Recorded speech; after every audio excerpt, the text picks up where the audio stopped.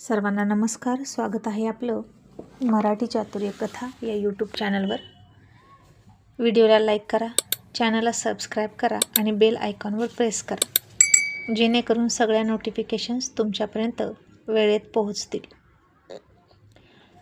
भाग 214. रोहितनं DNA report राणीच्या अंगावर फेकले आणि ते बघून ती आतून फार तुटून गेली आणि तिच्या डोळ्यातून अश्रू वाहत होते. कारण ही टेस्ट म्हणजे राणीच्या प्रेमाची अवहेलना होती, अपमान होता.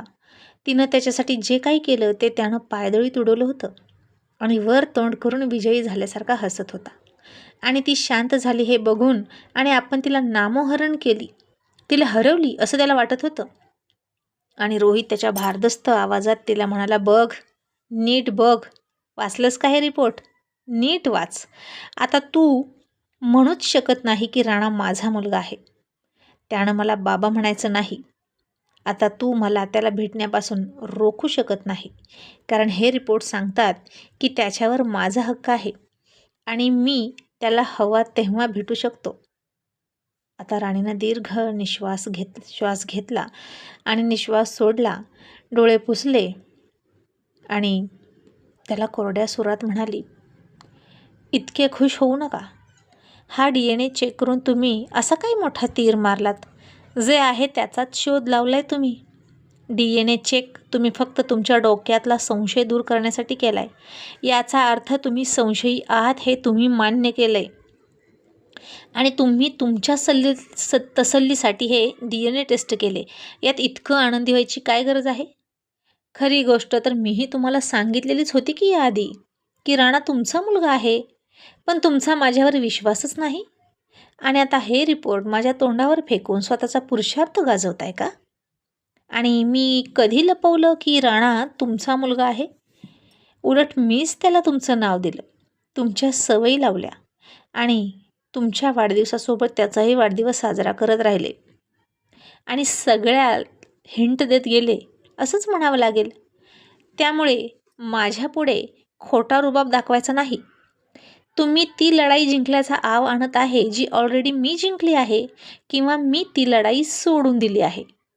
तसा रोहित गप्प बसला, कारण राणीनं असं बोलून त्याच्या खोट्या रुबाबातली आणि मोठ्या बोलण्यातली हवा काढूनच टाकली होती. आता राणीनं आधीच सांगितलं होतं की राणा तुमचा मुलगा आहे, तर त्यानं विश्वास नाही ठेवला आणि DNA टेस्ट केला. मग यात कोणता मोठा जास्त तीर मारला? ही गोष्ट मोठी नव्हतीच. आणि रोहित लगेच तिच्यावर पलटवार करत म्हणाला, कसा ठेवायचा विश्वास तुझ्यावर? तुझी एक तरी गोष्ट विश्वासाच्या लायकीची आहे का? आणि मला उत्तर दे की इतकी वर्ष तू राणाला का लपवून ठेवलं? आणि राणी म्हणाली, अच्छा, मी खोटी आहे का? मग ही गोष्ट कशी खरी ठरली? मी सांगितलं की राणा तुमचा मुलगा आहे आणि मग तुम्ही DNA टेस्ट केले आणि राणा तुमचाच मुलगा निघाला. हे खरं ठरलं की नाही? मग मी खोटं बोलते असं तुम्ही कसं म्हणू शकता? रोहित आता पुन्हा गप्प बसला राणीच्या युक्तिवादासमोर. राणी बोलायला हुशार होती आणि वाद घालायला तरी एक नंबर होती. आणि रोहित म्हणाला, ते जाऊ दे, पण आता मी काय म्हणतोय ते लक्ष देऊन ऐक. आता तू मला राणाला भेटण्यापासून थांबवू शकत नाही, कारण राणा माझाही मुलगा आहे आणि मी त्याला माझ्या घरी घेऊन जाणार आणि तो तुझ्यासोबत राहणारच नाही. तुझ्या संसारात राणा उपऱ्यासारखा राहणार नाही. राणी म्हणाली, का? आत्तापर्यंत तर राणा तुम्हाला माहीतही नव्हता, तेव्हा तो इथेच राहिला ना? मग यापुढेही तो माझ्यासोबतच राहणार, कारण तो माझा मुलगा आहे. मी त्याला 9 महिने 9 दिवस माझ्या पोटात वाढवलं आहे. आत्ता तुम्ही आलात का त्याच्यावर हक्क सांगायला? त्यावेळी जर मी मेले असते तर आता तुम्ही तुमचा मुलगा कुठून घेतला असता?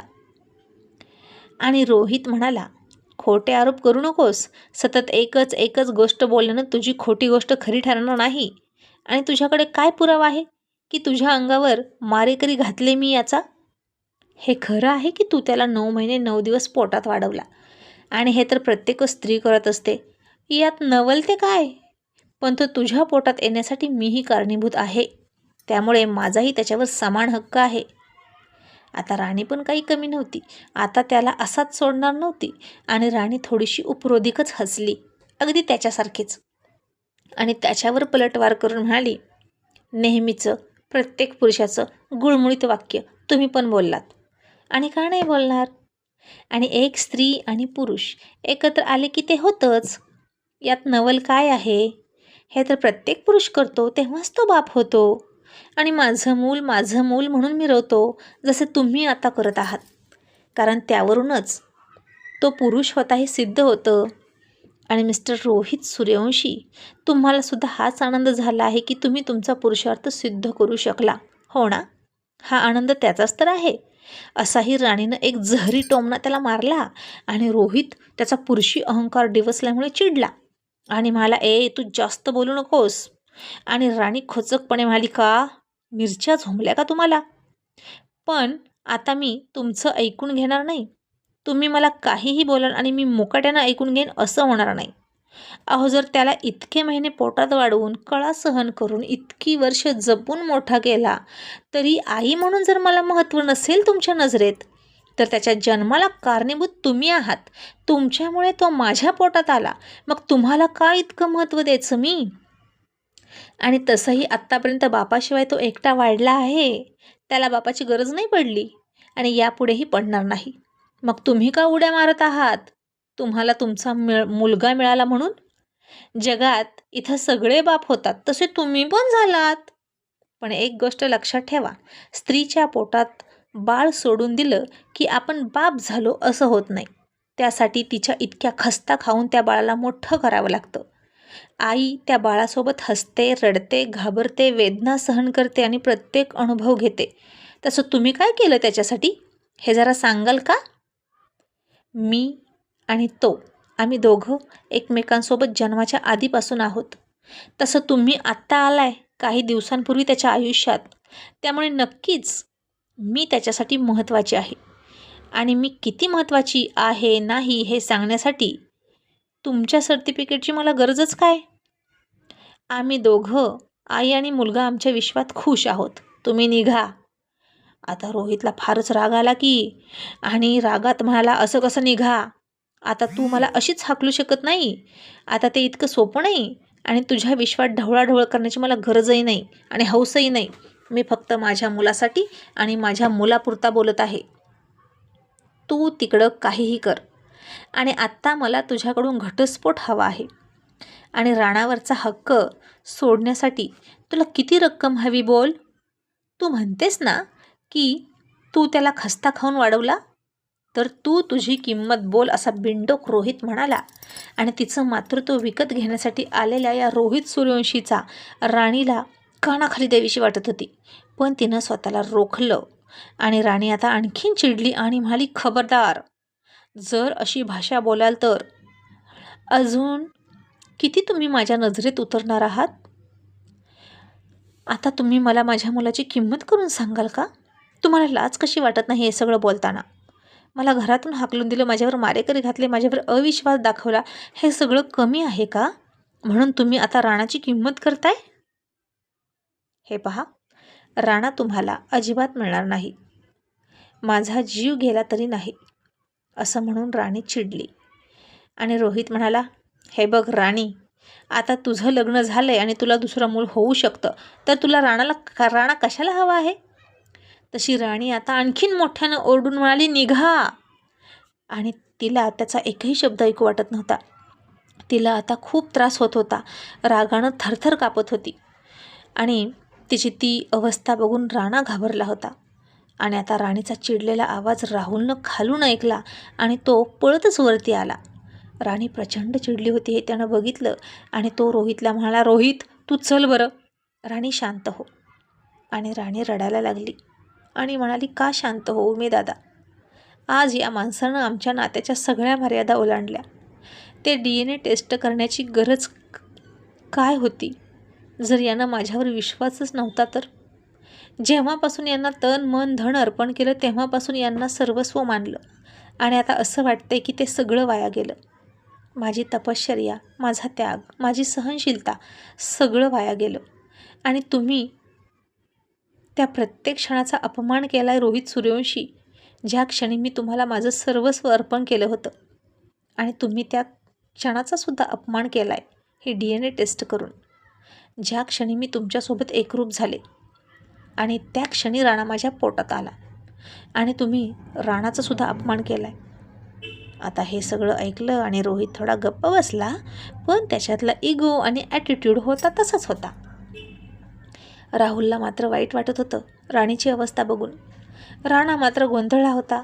त्याला यातलं काहीही कळत नव्हतं आणि तो राणीकडे गेला आणि म्हणाला, आई रडू नको ना, फ्रेंड प्लीज तुम्ही इथून जा, आईला त्रास होतोय. आणि रोहितला राहुलसुद्धा म्हणाला, रोहित तू चल, आता इथून चल, आपण या विषयावर नंतर बोलू.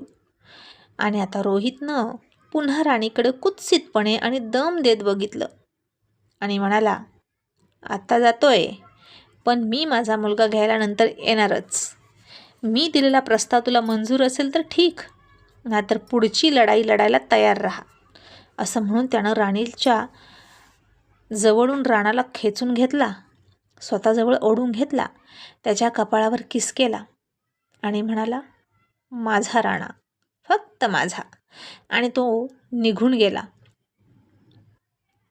तसा राणीनं पटकन दरवाजा लावला आणि त्या दरवाजालाच टेकून उभी राहिली आणि खूप खूप रडायला लागली.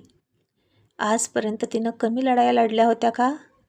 तिच्या जगण्याची लढाई, तिच्या अस्तित्वाची लढाई. आणि आता राणाच्या अस्तित्वाची लढाईसुद्धा तिलाच लढायची होती. आणि छोटा राणा तिचे अश्रू पुसून म्हणाला, आई रडू नको ना, मग मला पण रडू येतं. फ्रेंड काय म्हणाले, तुम्ही दोघं का भांडता? तुम्ही दोघे हॅपी का नाही राहत? आई तू म्हणत असशील तर मी त्यांच्याशी नाही भेटणार, पण तू नको रडू. राणीनं आता त्याला जवळ घेतला आणि म्हणाली, नाही राणा, आता त्यांना अडवणं कोणालाच शक्य नाही. एकदा त्यांच्या डोक्यात एखादी गोष्ट बसली की बसली, आणि जोपर्यंत त्यांचं डोकं त्यांना सांगत नाही की ती गोष्ट डोक्यातून काढून टाकली पाहिजे, तोपर्यंत दुसऱ्या कोणी कितीही प्रयत्न करू दे, त्यांच्या डोक्यातून ती गोष्ट निघत नाही. कारण हट्टीपणाचं दुसरं नाव म्हणजेच रोहित सूर्यवंशी. आणि सर, तुम्ही माझं प्रेम समजून घेण्यात खूप कमी पडलात. मलासुद्धा नाही आवडलं तुम्हाला हे सगळं बोलायला, पण तुम्ही हे सगळं मला बोलायला भाग पाडलं. तुम्ही माझ्यावर चिखलफेक केली आणि आता नाईलाजानं मलाही तुम्हाला हीन शब्दात बोलावं लागलं. आणि मला खूप खूप आवडलं असतं पुन्हा तुमच्यावर प्रेम करायला, जर तुम्ही तेव्हाच ॲक्सेप्ट केलं असतं की राणा तुमचा मुलगा आहे, जेव्हा मी सांगितलं होतं तेव्हाच. आणि माझ्या शब्दावर विश्वास ठेवून तुम्ही राणा मुलगा आहे तुमचा हे मान्य केलं असतं, तर खरंच मी तुमच्यावर पुन्हा प्रेम करत राहिले असते आणि हसत हसत तुमचाही राणावरचा हक्क मान्य केला असता. कारण त्यालाही बापाचं प्रेम मिळावं असं मलाही वाटतं. पण आता नाही. तुम्ही DNA टेस्ट केली आणि माझ्यावर अविश्वास दाखवला आणि राणाचाही अपमान झाला आहे. तुम्ही फक्त माझ्यावर संशय घेऊन नाही थांबला, तुमच्या मुलाचाही अपमान केला, माझाही अपमान केला आहे, माझ्या प्रेमाचा अपमान केला आहे. आणि आता तुम्ही सांगेल ती लढाई लढायला मी तयार आहे, पण मी तुम्हाला राणा मिळू देणार नाही. आता काय होईल ते होईल रोहित सूर्यवंशी. कारण जर तुम्ही रोहित मल्हारराव सूर्यवंशी असाल तर मी सुद्धा अजूनही, हो अजूनही, मी सुद्धा अजूनही राणी रोहित सूर्यवंशी आहे. असं म्हणून राणीनं सुद्धा रोहितच्या रागात मन घट्ट केलं आणि त्यालासुद्धा आसमान दाखवण्याची तयारी दाखवली. आणि मनात आणलं तर एक मुंगीसुद्धा हत्तीला टक्कर देऊ शकते. मग बघूच या लढाईत कोण जिंकेल. तुम्ही माझ्या मुलाची किंमत करता का? खूप श्रीमंत आहात का तुम्ही? पण आता तुमच्यावर अशी वेळ मी आणणार आणि तुम्ही स्वतः कटोरा हातात घेऊन प्रेमाची भीक मागत फिरायला लागाल. आणि जर मी असं नाही केलं तर नावाची राणी नाही. आणि तुम्ही काय मला इंगा दाखवणार? इंगा दाखवण्यात एक्सपर्ट तर मी सुद्धा आहे. असं म्हणून राणीनं डोळे पुसले आणि तिचा चेहरा एकदम करारी झाला. आणि तिनं मनोजला फोन केला आणि म्हणाली, हॅलो मनोज, माझ्यासाठी एक उत्तम ॲडव्होकेट बघ. आणि मनोज आता थोडासा कन्फ्यूज झाला आणि म्हणाला, अगं पण कशासाठी राणी, नक्की झालंय काय? आणि राणी तशीच ठाम आवाजात म्हणाली, तुला नंतर सांगते, फक्त एक चांगले लॉयर बघ. आणि तिनं फोन ठेवला. राणाच्या डोक्यावर हात ठेवला आणि म्हणाली, मला माफ कर बाळा, पण आता ही लढाई फक्त तुझ्यासाठी आहे आणि याचा त्रास तुलाही होणार आहे. आणि आता इकडे रोहितही फार आनंदात होता, कारण राणीचे 4 अश्रू त्यानं बघितले होते ना आणि त्याला आनंद झाला होता. राहुलला मात्र रोहितचा जरा रागच येत होता आणि राहुल म्हणाला, रोहित, तू राणीला राणाच्या बदल्यात पैशाचं बोललास ना, म्हणून ती चिडली ना? आणि रोहित म्हणाला, हो, तसंही आता तिला राणाची गरजच नाही. रोहितला राहुल म्हणाला, रोहित, तू असं कसं म्हणू शकतोस की तिला गरज नाही? तिला गरज नसती तर तिनं ते मूल वाढवलं असतं का? आणि रोहित म्हणाला, वाढवतात ना, तिच्यासारख्या स्वार्थी बायका मुलं वाढवतात आणि नंतर रक्कम घेतात आणि मूल ताब्यात देतात, म्हणून मीही तिला विचारलं. राहुल म्हणाला, बावळटा, तुला राणी तसली वाटते का? अरे ती राणाला देणार नाही सहजासहजी. आणि रोहित म्हणाला, मग ठीक आहे, मग मलाही आता माझी तयारी करावीच लागेल. असं म्हणून रोहितनं सुद्धा फोन काढला आणि टिंगूला म्हणाला, एक चांगले लॉयर बघ आणि त्यांना मला भेटायला सांग. तसा राहुल हादरला आणि म्हणाला, रोहित, अरे लॉयर कशाला, आता तू कोर्टात जाशील की काय राणासाठी? आणि रोहित म्हणाला, हो दादा, ती जर अशी ऐकणार नसेल तर मला कोर्टाची लढाई लढावीच लागेल, कारण माझाही राणावर हक्क आहे. आणि आता राहुल स्वतः एक पुरुष होता, सूर्यवंशी होता, तरीही त्याला रोहितचं बोलणं पटलंच नाही. इतकी वर्ष जिनं त्याला सांभाळला, तिचा हक्क जास्त की आता रोहितला कळलंय तेही काही तासापूर्वीच राणा त्याचा मुलगा आहे आणि तो त्याच्यावर इतका हक्क दाखवतोय. मग दोघांपैकी जास्त हक्क कोणाचा राणावर हे कळेना. आणि राहुलला आता त्या छोट्या राणाची चिंता वाटायला लागली, कारण या 2 हट्टी व्यक्तिमत्वांमध्ये कोवळ्या राणाचे हाल होणार हे मात्र नक्की. मग आता रोहितनेच केलेल्या वारांमुळे कणखर झालेली राणी त्याच्या विरोधात राणासाठी हक्काची लढाई लढायला तयार झाली. आणि काय होईल पुढं हे पाहणं इंटरेस्टिंग ठरणार आहे.